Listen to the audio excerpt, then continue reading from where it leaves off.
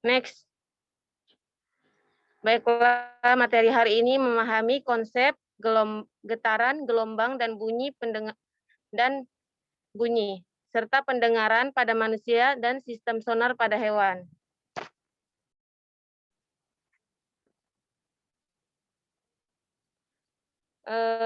Apa itu getaran, apa itu gelombang, dan apa itu bunyi? Next.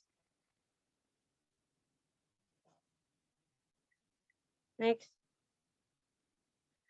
Getaran adalah gerak dari satu titik kembali ke titik awal. Misalnya pada bandul yang berayun dari titik A lalu ke titik B, kemudian ke titik C, dan akan kembali lagi ke titik B, lalu ke titik A kembali.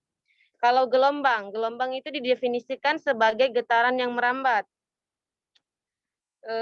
Next.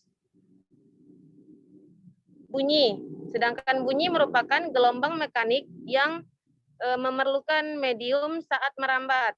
Next.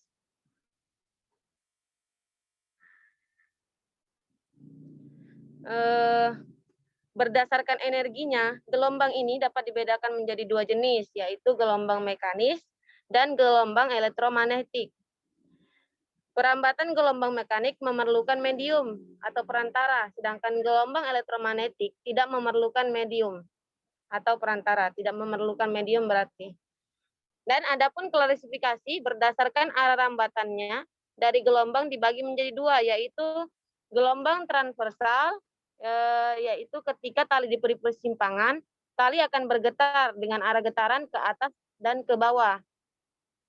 Kemudian ada gelombang longitudinal, ketika selinki digerakkan maju mundur secara terus-menerus, akan terjadi gelombang yang merambat pada selinki dan membentuk pola rapatan dan reganan. Jadi berbeda ya antara gelombang transversal tadi sama longitudinal. Berdasarkan frekuensinya, yang bunyi tadi dibagi menjadi tiga, yaitu infrasonik. Apa itu infrasonik? Infrasonik memiliki frekuensi kurang dari 20 Hz. Bunyi infrasonik ini hanya mampu didengar oleh hewan-hewan tertentu seperti kelelawar, anjing, dan jangkrik. Kemudian, kalau audisonik yaitu bunyi yang memiliki frekuensi 20 sampai 20.000 Hz. Disebut audisonik. Hanya yang dapat mendengar audisonik ini hanyalah manusia. Jadi beda ya. Yang mampu mendengar tadi infrasonik itu hewan-hewan tertentu seperti kelelawar, anjing, dan jangkrik, sedangkan yang bisa dengar audisonik ini hanya manusia. Kemudian ada ultrasonik. Ultrasonik yaitu bunyi yang dari kisaran frekuensi di atas 20.000 Hz disebut ultrasonik. Ultrasonik ini dapat didengar oleh kelelawar, lumba-lumba, dan anjing. Kemudian next, kita masuk ke mekanisme pendengaran pada manusia. Apa saja bagian telinga? Yaitu ada telinga dibagi menjadi 3 bagian, yaitu telinga luar, telinga tengah, dan telinga dalam. Nah, bagian luar ini terdiri dari apa? Daun telinga, yaitu mengumpulkan gelombang suara ke saluran telinga. Kemudian saluran telinga yang menghasilkan disebut minyak serumen, itu untuk menangkap debu yang masuk dan mencegah hewan-hewan kecil masuk. Kemudian ada bagian tengah. Bagian tengah itu terdiri dari apa?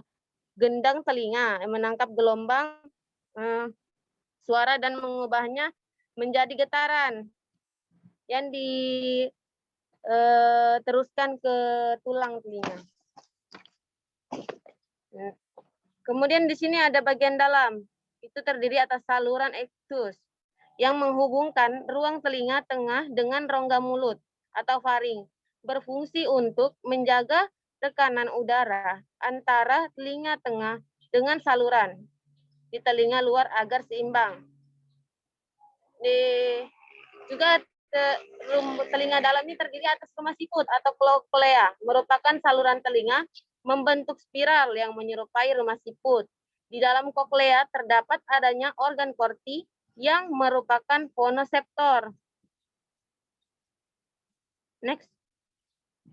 Next. Proses mendengar pada manusia itu ada beberapa tahap ya. Tahap tersebut diawali dari lubang telinga yang menerima gelombang dari sumber suara. Gelombang suara yang masuk ke dalam lubang telinga akan menggetarkan gendang telinga yang disebut membran timpani. Next. Nah, di sini ada pendengaran pada hewan atau sonar pada hewan. Anjing sering menggerakkan telinga ketika melakukan pelacakan atau berburu. Next. Next. Nah, beberapa mamalia akan menggunakan daun telinga untuk memfokuskan suara yang diterimanya. Sistem ini disebut sistem sonar, yaitu sistem yang digunakan untuk mendeteksi tempat dalam melakukan pergerakan dengan deteksi suara frekuensi tinggi, yaitu yang tadi disebutkan adalah ultrasonik. Next.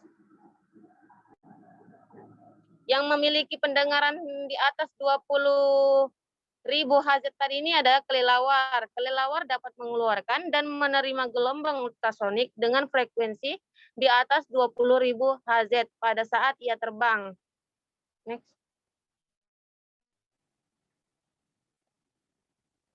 Nah, kemudian ada lumba-lumba. Lumba-lumba ini mempunyai sistem apa? Sistem yang memungkinkan untuk berkomunikasi dan menerima rangsangan, yaitu sistem sonar. Sama seperti pada kelelawar. Sistem ini berguna untuk mengindrai benda-benda di lautan, mencari makan, dan berkomunikasi. Jadi yang punya sistem sonar ini antara lain lumba-lumba dan kelelawar tadi. Ada yang belum paham?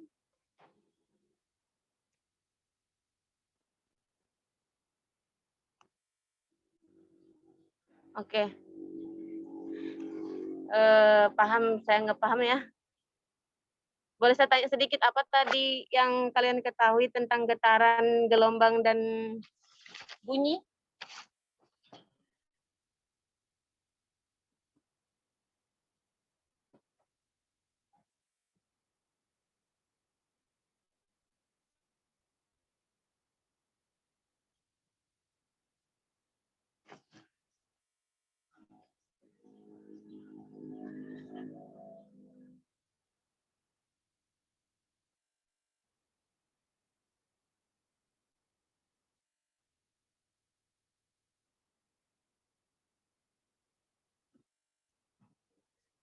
Ada yang belum paham kah? Mohon ditanyakan.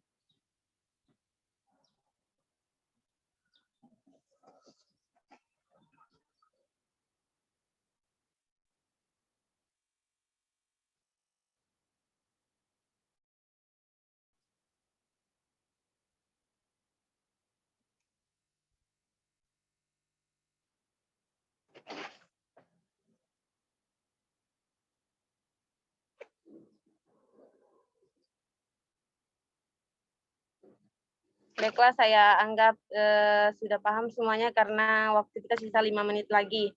Jadi tugas terakhir yaitu kita bentuk diskusi, ya tugasnya cari yang termaksud getaran, gelombang, dan bunyi yang ada di sekitar kalian. Dan diklasifikasikan mengapa disebut getaran, gelombang, dan bunyi.